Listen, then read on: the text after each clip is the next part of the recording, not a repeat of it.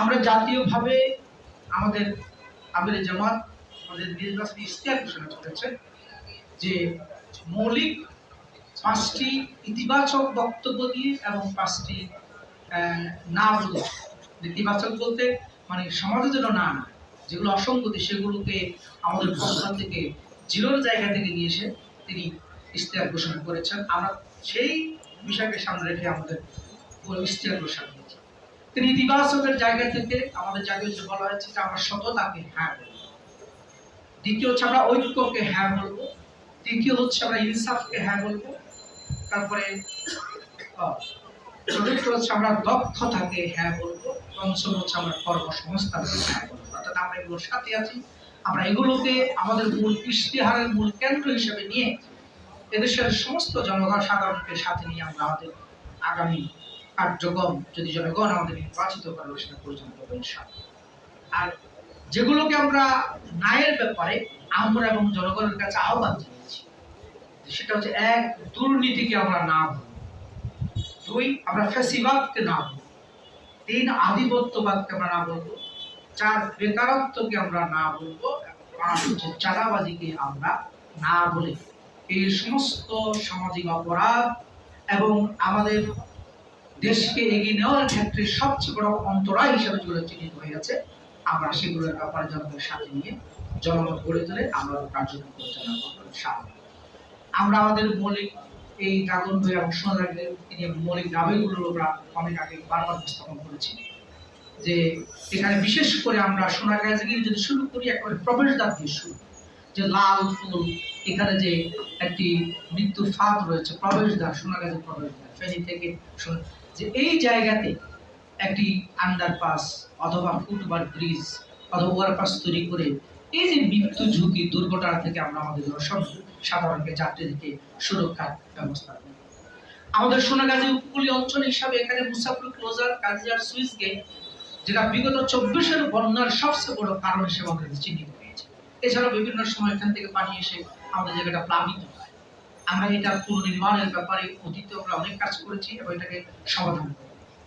আমাদের এখানে আরো যে সকল নদী ভাঙ্গনের জায়গাগুলো আছে যেখানকার ওই পাড়ের মানুষগুলো আতঙ্কিত অবস্থায় তাদের রাত্রি অতিবাহিত হয়, কখন পানির টানে তাদের ঘর বাড়ি সব তলিয়ে যায়, আমরা এই নদী ভাঙ্গনের জায়গাগুলো স্থায়ী সমাধানের ব্যবস্থা করি। সোনাগাজীতে গ্যাসের উপর ব্যবস্থা নেই, এটাকে আমরা অগ্রাধিকার দিয়েছি। এখানকার শিক্ষার ক্ষেত্রে, চিকিৎসার ক্ষেত্রে, অবকাঠামো উন্নয়নের ক্ষেত্রে আমরা এগুলোকে ভূমিকা রাখবো। বিশেষ করে চিকিৎসার ক্ষেত্রে আমাদের জাতীয় বলা হয়েছে 5 বছরের নিচে এবং 60 বছরের উপরে বৃদ্ধদেরকে বিনামূল্যে চিকিৎসা সেবা প্রদান করা হবে। আমরাও বলেছি আমাদের সদর হাসপাতালকে আধুনিকায়ন করা, শয্যা সংখ্যা বৃদ্ধি করা, স্টাফ নার্স ডাক্তার বৃদ্ধি এবং কমিউনিটি ক্লিনিকগুলোকে আমরা কার্যকর করব যেখান থেকে একদম প্রান্তিক মানুষ চিকিৎসা সেবা পাবে। আমরা এখানে আমাদের নারীদের ব্যাপারে বলেছি নারীরা যেন বাংলাদেশের যে কোনো সেক্টরে তাদের সম্মান মর্যাদাকে অক্ষুণ্ণ রেখে ভূমিকা রাখতে পারে এই সুযোগ আমরা তৈরি করে দেব। আমাদের ইশতেহারে আছে যে আমরা ছাত্রীদেরকে মাস্টার্স পর্যন্ত বিনামূল্যে বিনা বেতনে পড়ার সুযোগ দেব। নাগরভূয়া কেন্দ্রিক যদি আমরা বলি আমাদের এখানকার একটা বড় সমস্যার মধ্যে একটা সমস্যা হচ্ছে এখানকার ফায়ার সার্ভিস এখানে নেই, যেটি একেবারে জনদাবিতে পরিণত হয়েছে। ওখানে দাবনা খালটি আমাদের খুব সমস্যার বিষয় হয়ে দাঁড়িয়েছে। ওখানকার ড্রেনেজ সিস্টেমটা আমাদের কার্যকর নেই। আমাদের 2 উপজেলায় ভালো কোনো স্টেডিয়াম নেই, খেলার কোনো মাঠ নেই এবং আমাদের এখানকার একেবারে জাতীয়ভাবে যে বলেছে আমাদের সোনাগাজী ইপিজেড আছে, সোলার পয়েন্ট আছে, এগুলোকে আরো কিভাবে সমৃদ্ধ করা যায় এবং আমাদের সমৃদ্ধ করে এখানকার যুবকদেরকে আমাদের তরুণদের কর্মসংস্থানের ব্যবস্থা করা যাবে সেটাকে নিশ্চয়তা বিধান করবো। আমাদের সোনাগাজীর চারণ ভূমিগুলো কৃষি ভূমিগুলো দখল হয়ে গেছে সেগুলো মুক্ত করব এবং সোনাগাজী যে আমাদের মৌরি প্রজেক্টের ওখানে যে খালি বিস্তৃত জায়গা রয়েছে সেটাকে আমরা ইকো পার্ক স্থাপনের মাধ্যমে বিনোদনের কেন্দ্রে পরিণত চেষ্টা করব। একই সাথে আমাদের এখানে ভাষা শহীদ আব্দুল সালাম জাদুঘর যেটা আছে এটা একেবারেই খুব সিম্পলি অবস্থায় আছে।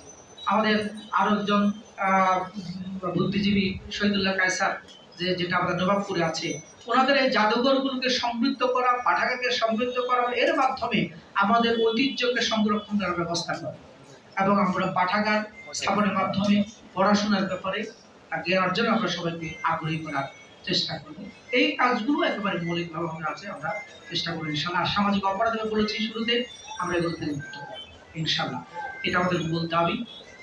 আর এর সাথে সাথে আমরা চাই আমাদের জনপদটা সমৃদ্ধ হোক, আমাদের এখানকার যেন কোনো রাজনৈতিক বিভাজন তৈরি না হয়, কেউ যেন রাজনৈতিক প্রতিহিংসার শিকার না।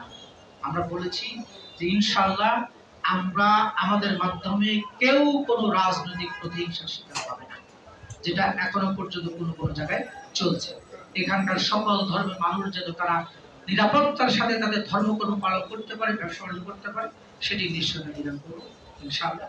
আমাদের ছাত্রদের জন্য, তরুণদের জন্য বেকারত্বের অভিশাপ থেকে মুক্ত হয়ে কর্মসংস্থানের সমৃদ্ধ একটি বৈষম্যহীন একটি মর্যাদার বাংলাদেশ আমরা তাদেরকে উপহার দেব ইনশাআল্লাহ। আমরা আইটি সেক্টরগুলোকে ডেভেলপ করে আমাদের ইয়াং যারা তরুণ আছে, এনার্জেটিক যারা আছে, যারা ইনোভেটিভ চিন্তা করে, তাদের মেধাগুলোকে, বুদ্ধিবৃত্তিগুলোকে কাজে লাগানোর সুযোগ করে দেব ইনশাআল্লাহ। সম্মানিত ভাইরা, এগুলো আমাদের মূল পরিকল্পনার সাথে সংশ্লিষ্ট আছে।